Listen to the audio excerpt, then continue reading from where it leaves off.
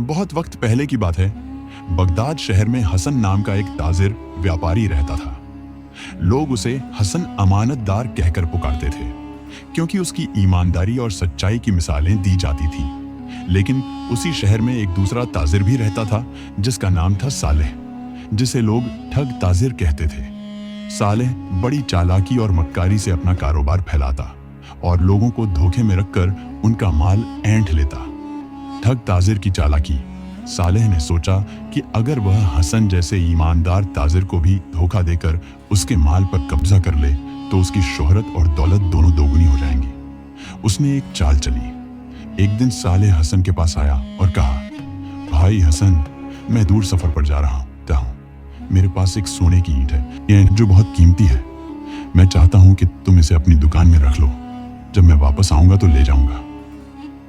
हसन ने कहा, भाई यह अमानत है, जब चाहो आकर ले जाना। सालेह ने रात के वक्त वो ईंट लाकर हसन की दुकान में रख दी, मगर असल में वो सोने की नहीं, पीतल की ईंट थी, जिसे सोने जैसा रंग चढ़ाया गया था। कुछ दिनों बाद सालेह वापस आया और हसन से बोला, भाई मेरी सोने की ईंट दे दो। हसन ने ईंट निकाल कर दी। सालेह ने जैसे ही ईंट देखी वो चिल्लाया, अरे ये तो पीतल की ईंट है, तुमने मेरी सोने की ईंट चोरी कर ली। मैं काजी जज के पास जाऊंगा। हसन हैरान परेशान था। वो जानता था कि अमानत में खयानत का सवाल ही नहीं उठता, मगर सालेह का शोर शराबा सुनकर लोग जमा हो गए। मामला काजी साहब के दरबार में पहुंचा। काजी की हिकमत। काजी बगदाद के सबसे हिकमत वाले आदमी थे। उन्होंने दोनों को गौर से देखा और सालेह से पूछा, क्या तुम गवाही लाए हो कि ईंट सोने की थी? सालेह ने कहा, बगदाद के बाजार के कई लोग जानते हैं कि मेरे पास सोने की ईंट थी। काजी ने कहा, अच्छा, जब तुमने हसन को ईंट दी थी, क्या तुमने उसके वजन और निशानात देखे थे? सालेह बोला, जी हाँ, मैं अच्छी तरह पहचानता हूँ। काजी ने उस ईंट को तलब किया और हसन से कहा, तुम बाजार से चंद सुनारों, ज्वेलर्स को बुला लाओ। जब सुनार आए, उन्होंने ईंट को परखा और फौरन कहा, काजी साहब, ये तो पीतल की ईंट है, ये सोने की ईंट कभी हो ही नहीं सकती। काजी ने सालेह की तरफ देखा और मुस्कुराकर कहा, सालेह, अगर ये पीतल की ईंट उस वक्त सोने की थी जब तुमने हसन को दी, तो इस ईंट ने दोबारा पीतल बनने का करामत कैसे कर लिया? लोगों में हंसी फैल गई। सालेह की चालाकी पकड़ में आ चुकी थी। ठग ताजिर की इबरत। काजी ने हुक्म दिया कि सालेह को मक्कारी करने की सजा दी जाए और शहर में ऐलान करवा दिया, जो अमानत में खयानत करेगा, अल्लाह उसे दुनिया में भी रुसवा करेगा और आखिरत में भी सख्त अजाब देगा। हसन की ईमानदारी की शोहरत और बढ़ गई और सालेह को सबकर मिला कि झूठ और धोखे की उम्र बहुत कम होती है। लोग सुबह अल्लाह कहकर सर झुकाते हैं। हसन आंखों में आंसू भरकर, काजी साहब, मैंने तो सिर्फ अमानतदारी का हक अदा किया।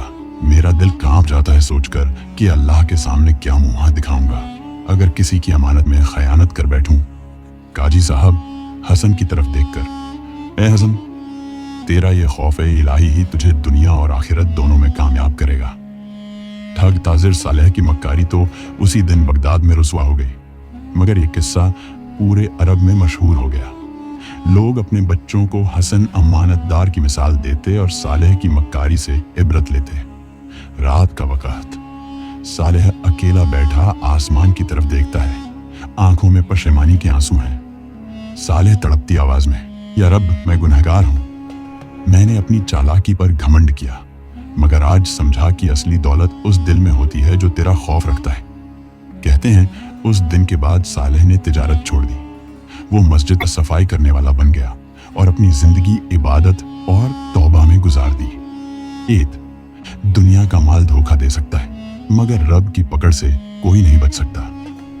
2, अमानतदारी इबादत है और खयानत जहन्नम का रास्ता है।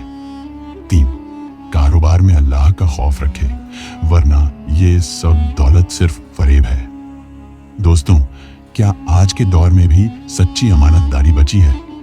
क्या हम भी अपने कारोबार और रोजमर्रा की जिंदगी में ईमानदारी के उस मयार पर हैं जो इस्लाम सिखाता है? अगर आप चाहते हैं कि दुनिया में अमानत का नूर फिर से लौटे, तो इस कहानी को हर उस शख्स तक पहुंचाइए जो इस इबरत को सुनना चाहता है।